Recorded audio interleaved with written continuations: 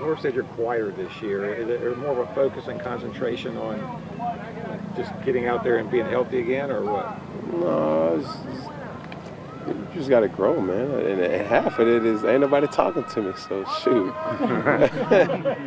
But at the end of the day, you got guys. I see, Bruce is finding ways to get us going offensively. I realize Gerald, he's only game ready. You know what I'm saying? He don't really talk in practice. Luke is obviously Luke.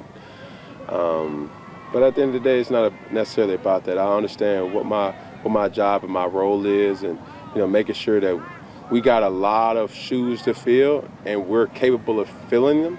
It's just up to me to make sure that everybody's doing that, as well as other guys doing that as well. Cam, how would you assess the process? I know Norv has kind of tweaked your throwing motion a bit. How has that gone, and have you seen some results? I mean, it feels good. The transition has been good. Still a work in progress. And like I said, it's every NFL player can contest to this feeling right now, where you can try to simulate what it's going to be like in training camp until you're out here, you're hot, you're frustrated, you're away from your family. Not only that, you may have a bad play, the frustration of the coaches screaming down your neck, but you still got to respond. And you can't mimic that in the off season, no matter how many times you work out, no matter how many different drills that you try to put yourself through. And that's where we're at right now. We get a chance to keep watching ourselves on film, from the practice film, and just finding ways to keep getting better, and that's where I'm at. Cam, you were so clearly frustrated at the end of last season and some of the restrictions that were going on with the shoulder and everything. How does it feel just being able to be a little bit more like yourself now and sort of embracing that? Like I said, it's still a work in progress. Still a work in progress. You gotta think one thing that I wanted to work on that's simple is just being honest with myself. Knowing when my body's talking to me, knowing that it's okay to sit out of practice, focus on, the body. I'm at a point in my career now where, I'm as hungry as ever, but I have to be as smart as ever as well. Doing certain things just to get the feel may not be the best, kind of theory about it. You know what I'm saying? And I know now guys like DJ, guys like Kirko, and everybody else that's on board on the offense, is needs me to be my best self. And so, my best self may be, taking care of my body in ways that the field may not possess. Cam, we've seen you throw some 45-yard passes downfield. All the fans get excited about that. Do you feel like there's any limitations right now with that shoulder, or do you feel like are you full go with that? And No. Like I said, I feel good. But the funny thing is I haven't been working on that in the off season, to be honest with you. And you just try to get back into the throwing motion. Obviously, it's been everywhere. It's throwing different. Compact motion. But throwing small helps your technique. You going in the gym to start shooting threes doesn't necessarily, help your technique of shooting. The closer you are to the goal, that's in theory the more short intermediate passes that you can work on, making sure your body transferring is A1. That's been my main focus. So now when I came, when you come out here and you got 9 routes, you got big ace, I haven't been necessarily trying to perfect those things, but that'll come over time. And when you got guys, that the guys that we got, you just got to put it in the vicinity. And I think that's more exciting than anything, seeing, how guys react to the ball in the air and making plays. Yeah, what was the feeling like when you kind of, on the first night, you see Curtis Samuel breaking open deep and you were able to kind of uncork one and the ball goes exactly where you want it to go? It's a process. It's a process. And I think it was a sign of relief, for a lot of people, because I wasn't right at the end of the season. And it was even a sigh of relief for myself as well, being able to throw like that again. But like I said, it's a process. I don't want people to just assume, oh, Cam's back. I'm doing a lot of work behind the scenes to make sure that I'm able to practice, and the practice that and the capabilities that I know I can and this team expects me to be. And, you know, I'm just so glad to see, you know, outside of myself, you know, the team and how it's responding. You know, DJ's had a great practice, had a great camp up to this point.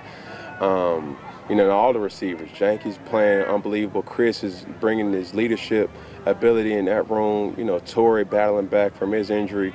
You know, you're seeing flashes from him. And I already mentioned Kirko, and the young guys have those guys to look up to, and C-Mac still C-Mac. And then, you know, you still have, you know, Mr. Reliable, and he's upholding his end of the bargain too. So, you know, it's all a collective group of you know, guys coming together, and the offensive line gaining confidence each practice as well. Cam, you've had to be so in tune with your shoulder and your body and your physical health for the last couple of years, and at times it seems that it's been an emotional process for you. So I remember we talked about your body prayer last year and different types of things. Right. What has it been like, kind of weathering that for the last 2 years for you? It's a different stress. You know, it's you know, a lot of times you just got to get out your own head. You know what I'm saying? And, you know, when you're hurt for so long, you've just been telling yourself, just do it. And as football players, you know, our mantra is just big macho man going down the field. Never show signs of weakness. Never show that you're hurt, and then you're doing it, but you're not necessarily making things better. You know, we do hurt. You know, we do have pain, and pain for me is different, maybe different than pain to somebody else. But you know, throughout it all, you know, where I'm at now, I may feel certain things, and my mental may say, you know, you're hurt, but you're really not hurt, you know, because you've been hurt for so long, you don't know what 100% feels like. So I think that's one of the main things now. And, you know, like I said, I keep saying it, it's a process. And a lot of times, sometimes it's easier than other times, but at the end of the day, you just got to keep moving forward, being obedient to, you know, coaches and trainers and everybody that has your best interest, and knowing that, you know, just follow the plan. Can you switch gears a little bit?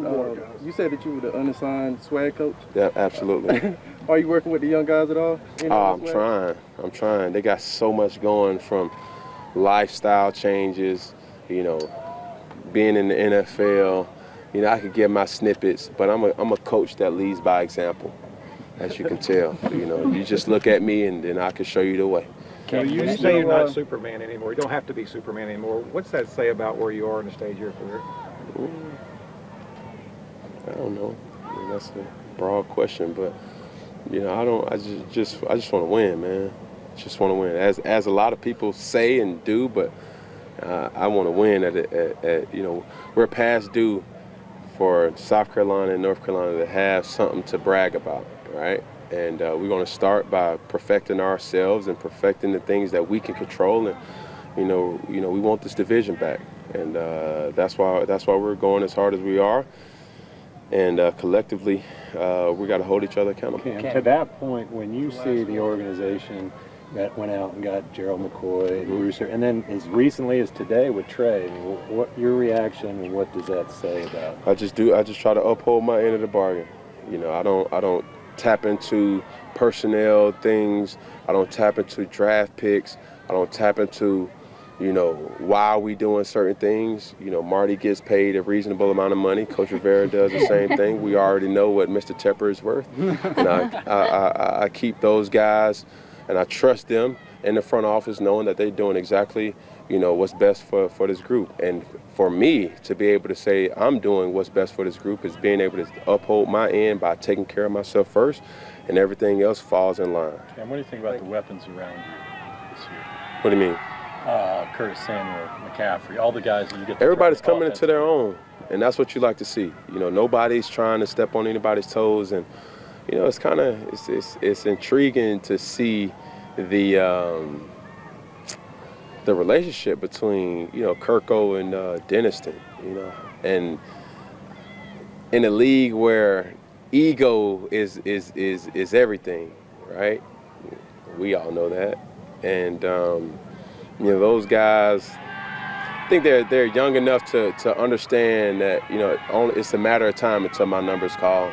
And I think Norv does a great job with stimulating the play calling that favors both sides. So, as long as those guys keep playing at a high level, it's going to make my job easy, and it's going to, put a lot of pressure on opposing defenses. Thank you. Thank you. Thank you. That's the first time we've ever had that happen. My phone went temp